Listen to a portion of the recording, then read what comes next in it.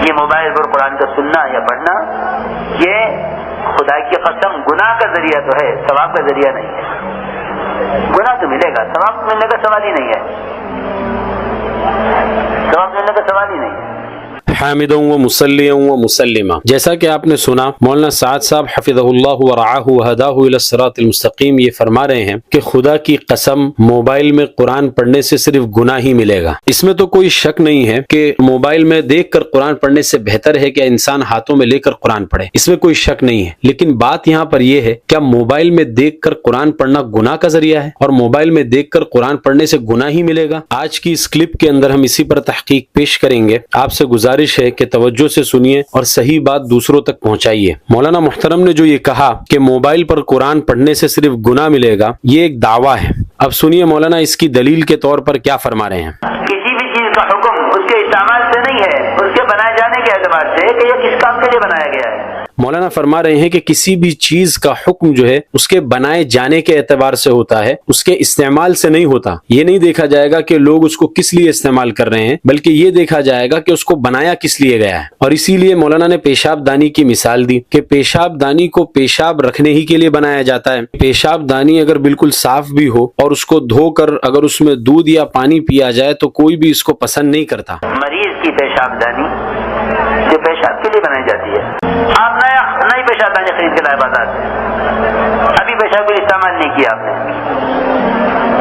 پیشاب کے لیے استعمال نہیں کیا، نئی خرید کر لائے، اس کے علاوہ کوئی برتن نہیں ہے گھر میں پانی پینے کے لیے، آپ کی طبیعت کبھی گوارا نہیں کرے گی کہ آپ اسے پانی پئیں۔ یعنی مولانا نے موبائل میں قرآن پڑھنے کو پیشاب دانی کے اوپر قیاس کیا ہے۔ مولانا کی یہ بات قیاس مع الفارق ہے، جس کو فالس انالوجی اور فالس ایکویویلنس بھی کہتے ہیں۔ قیاس مع الفارق یعنی فالس انالوجی اور فالس ایکویویلنس کیا ہوتا ہے، اس پر ہماری ایک مستقل ویڈیو موجود ہے، تبلیغی جماعت کی اصلاح نمبر 8، اس کو آپ ضرور دیکھ لیجئے، جس میں ہم نے اس بات کی تحقیق پیش کی ہے جو عام طور پر تبلیغی احباب کہتے رہتے ہیں کہ اگر آپ کو تبلیغی جماعت کی اصلاح کرنی ہے تو تبلیغی جماعت کے ساتھ میں جڑو، کیونکہ امام اگر خارج صلاۃ سے لقمہ لے گا تو اس کی نماز ٹوٹ جائے گی۔ یہ بھی ایک فالس ایکویویلنس ہی تھا، تو اس کلپ کے اندر ہم نے اس کی مفصل تحقیق پیش کی ہے، آپ اس کلپ کو ضرور دیکھ لیں۔ یہاں پر جو مولانا نے یہ اصول بتایا کہ کسی بھی چیز کا حکم جو ہے اس کو بنائے جانے کے اعتبار سے ہوتا ہے، اس کے استعمال سے نہیں، اس اصول کے تحت مولانا یہ ثابت کرنا چاہ رہے ہیں کہ موبائل کو جو بنایا گیا ہے وہ گناہ کرنے کے لیے اور غلط چیزوں کے لیے بنایا گیا ہے، تبھی تو وہ موبائل پر قرآن پڑھنے سے منع کر رہے ہیں اور موبائل پر قرآن پڑھنے کو گناہ قرار دے رہے ہیں۔ یہ خود ایک دوسرا دعویٰ ہے،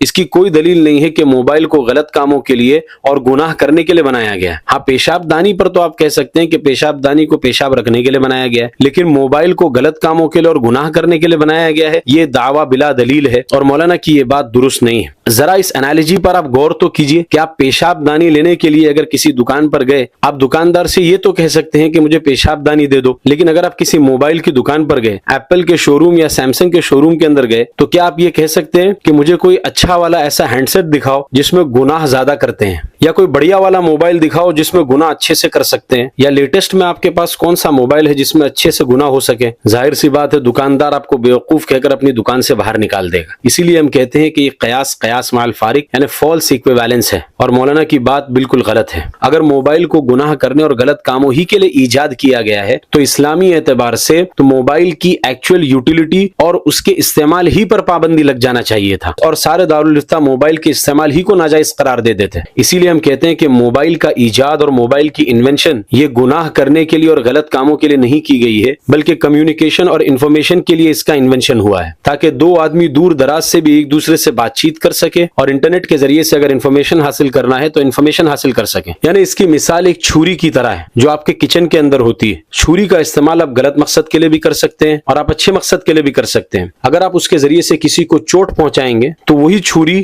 گناہ کا سبب بنے گی اور آپ کو جہنم میں لے کر جا سکتی ہے، لیکن وہی چھری اگر آپ اس کے ذریعے سے پھل کاٹ کر پڑوسی کے گھر میں پہنچائیں گے تو وہی چھری آپ کے لیے ثواب کا ذریعہ بنے گی اور آپ کو جنت تک لے جا سکتی ہے۔ بالکل اسی طرح موبائل کا استعمال اگر آپ نیک کاموں میں کریں گے، صحیح چیزوں میں کریں گے، تو وہ موبائل آپ کے لیے نیکی کا سبب بن کر آپ کو جنت تک بھی پہنچا سکتا ہے، اور یہی موبائل اگر آپ غلط کاموں میں استعمال کریں گے تو یہ گناہ کا ذریعہ بن کر آپ کو جہنم میں بھی لے کر جا سکتا ہے۔ لیکن اس کو گناہ ہی کے ساتھ خاص کر دینا کہ موبائل کا انوینشن ہی اس لیے ہوا ہے کہ یہ غلط کام اس پر کیے جائیں یا گناہ کیے جائے، مولانا محترم کا یہ ضمنی دعویٰ بالکل غلط ہے۔ اب ذرا آئیے کوئن کی فلپ سائڈ کی طرف۔ مولانا کا یہ کہنا کہ موبائل ایک پیشاب دانی کی طرح ہے اور اس میں قرآن کو پڑھنا یہ بے حرمتی ہے، یہ اشکال مولانا کو دراصل اس وجہ سے ہوا ہے کہ مولانا نے یہ سمجھا ہے کہ جس طرح آج ہمارے سامنے ہارڈ کاپی قرآن کی موجود ہے، مصحف، اسی طرح قرآن کو دور نبوی ہی سے کاغذوں ہی پر لکھا گیا تھا، کاغذ کے علاوہ کسی بھی چیز پر قرآن کو نہیں لکھا گیا۔ تبھی تو مولانا کہہ رہے ہیں کہ قرآن کو موبائل کی اسکرین پر نہ لایا جائے۔ اب آئیے ہم چلتے ہیں آپ صلی اللہ علیہ وسلم کے زمانے میں اور صحابہ کے زمانے میں اور دیکھتے ہیں کہ کیا واقعی ایسا ہی تھا۔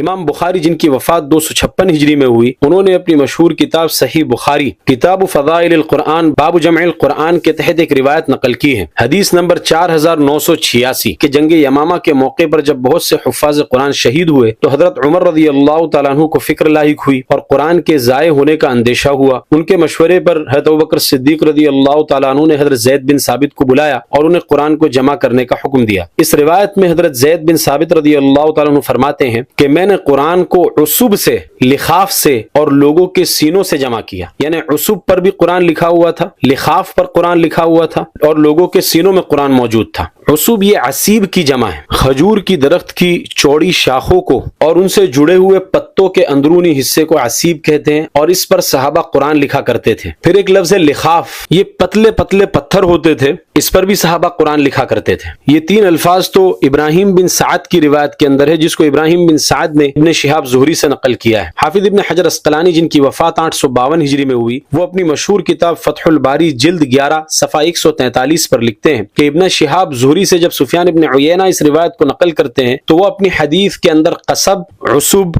کرانیف اور جرائد النخل کے الفاظ بھی استعمال کرتے ہیں، یعنی ان چیزوں پر بھی قرآن لکھا جاتا تھا۔ پھر شعیب کی روایت کے اندر رقاع کا بھی لفظ ہے جو رقعتن کی جمع ہے، یعنی جانوروں کے چمڑوں کے باریک پارچے، جانوروں کے چمڑوں کے اوپر بھی قرآن لکھا جاتا تھا۔ اسی طرح ابن غزیہ کی روایت میں بھی قطع الادیم کا لفظ ہے اور اس سے مراد بھی جانوروں کے چمڑے ہیں۔ پھر شعیب ہی کی ایک روایت میں اکتاف اور اضلاع کا لفظ بھی استعمال ہوا ہے، اونٹوں کے مونڈوں کی گول ہڈیاں، یعنی جانوروں کی ہڈیوں پر بھی قرآن لکھا جاتا تھا۔ اس طرح کم و بیش روایات کے اندر 10 سے 12 الفاظ ملتے ہیں جن پر قرآن لکھا جاتا تھا: عصب، لخاف، قصب، کرانیف، جرائد النخل، رقاع، قطع الادیم، صحف، اکتاف، اقتاب اور اضلاع۔ ان 10-12 چیزوں میں ایک کاغذ ہے اور اس کے علاوہ دوسری چیزیں ہیں، یعنی پتھر، جانوروں کے چمڑوں کے باریک پارچے، جانوروں کی ہڈیاں وغیرہ وغیرہ۔ اب جانوروں کے چمڑے اور جانوروں کی ہڈیاں تو اپنی اصل کے اعتبار سے ناپاک ہوتی ہے، حتیٰ کہ جانوروں کے چمڑوں کو پاک کرنے کے لیے 2 چیزیں ضروری ہے، یا تو شرعی طور پر جانور کو ذبح کیا جائے یا پھر چمڑے کو دباغت دے کر پاک کیا جائے، ورنہ تو اپنی اصل کے اعتبار سے یہ چیزیں ناپاک ہیں۔ تو ایک وہ چیز جو ناپاک تھی اس کو پاک کیا گیا، پاک کر کے پھر اس کے اوپر قرآن کو لکھا جا رہا ہے اور آپ صلی اللہ علیہ وسلم کی موجودگی میں لکھا جا رہا ہے، لیکن آپ صلی اللہ علیہ وسلم نے تو اس پر نکیر نہیں کی کہ چیزوں کا حکم اس کے استعمال سے نہیں ہوتا بلکہ اس کے بنائے جانے کے اعتبار سے ہوتا ہے۔ اس لیے مولانا محترم کا یہ اصول بالکل بیکار ہے۔ پھر ایسی چیز کے بارے میں خدا کی قسم کھا کر کہنا کہ موبائل کے اوپر قرآن پڑھنے سے صرف گناہ ہی ملے گا، مولانا محترم کی نہ تو یہ بات درست ہے اور نہ مولانا محترم کا وہ اصول درست ہے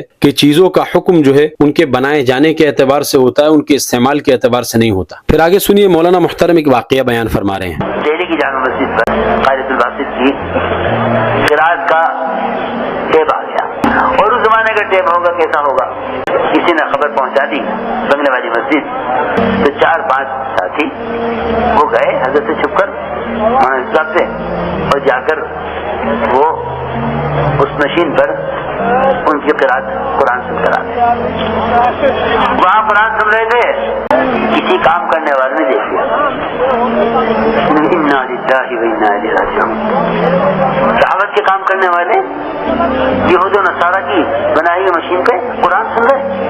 اس نے وہاں سے حضرت کو خبر کرا کہ جی مرکز سے 5 آدمی آئے ہیں اور وہ یہاں ایسی مشین آئی ہے جس میں سے آواز نکل رہی ہے انسان کی اور وہ قرآن کی آواز آ رہی ہے اس میں سے، اور یہ اس قرآن سن رہے ہیں۔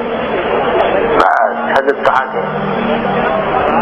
جب یہ لوگ واپس آئے حضرت نے سب کے کان پکڑوا دیے، سب کو مرغا بنایا اور لاٹھی اس کے ہاتھ میں. حضرت روتے جامے مارتے جامے، روتے جامے مارتے جامے، روتے جامے مارتے جامے، اور یہ کہتے جائیں انا للہ و انا الیہ راجعون، انا للہ و انا الیہ راجعون. میرے ساتھی اللہ کے کلام کو یہودیوں کے مشین کو سن کے آئے.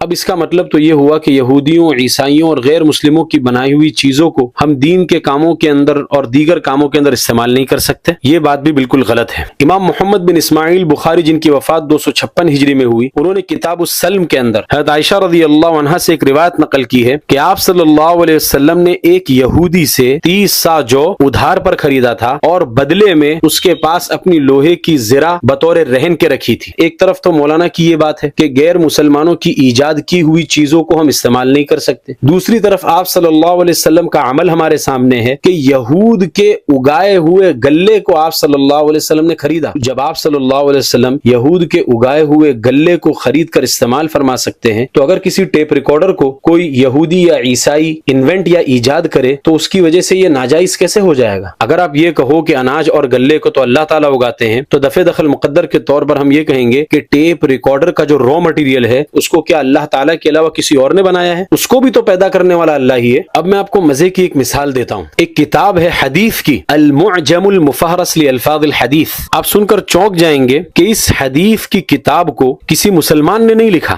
بلکہ اورینٹلسٹ اور مستشرقین کی ایک جماعت نے لکھا جن میں سر فہرست نام آتا ہے ڈاکٹر ایرنٹ جان ونسنگ کا. یہ 1882 میں ساؤتھ نیدرلینڈ کے اندر پیدا ہوئے اور انہوں نے محمد اینڈ دا جیوز ان مدینہ کے اوپر پی ایچ ڈی کی اور اس کے بعد انہوں نے یہ کتاب لکھی المعجم المفہرس لالفاظ الحدیث، جو کہ فن حدیث کے اندر ایک بہت ہی اہم کتاب ہے. یہ کتاب ایکچوئل میں حدیث کی جو کتب تسعہ ہیں ان کی الفبائی ترتیب یعنی الفابیٹیکل آرڈر کے اوپر یہ ایک ڈکشنری ہے جن میں صحاح ستہ یعنی بخاری، مسلم، چاروں سنن، ترمذی، نسائی، ابو داؤد، ابن ماجہ، سنن دارمی، موطا امام مالک اور مسند احمد ابن حنبل کی ساری روایات کی فہرست کو اس کتاب میں جمع کیا گیا ہے. یعنی حدیث کی ان 9 کتابوں میں اگر کوئی بھی روایت آپ کو تلاش کرنا ہو اور آپ کو اس حدیث کا صرف ایک لفظ معلوم ہے، چاہے وہ لفظ شروع کا ہو، درمیان کا ہو یا آخر کا ہو، آپ صرف روایت کے صرف ایک لفظ کو جانتے ہیں اور اس لفظ کو آپ اس کتاب کے اندر المعجم المفہرس کے اندر تلاش کریں گے تو آپ کو وہ روایت مل جائے گی کہ کتب تسعہ کے اندر یہ روایت کہاں کہاں موجود ہے. اب یہ جو پروجیکٹ تھا المعجم المفہرس کا، اس پروجیکٹ کے لیے برٹن، فرانس،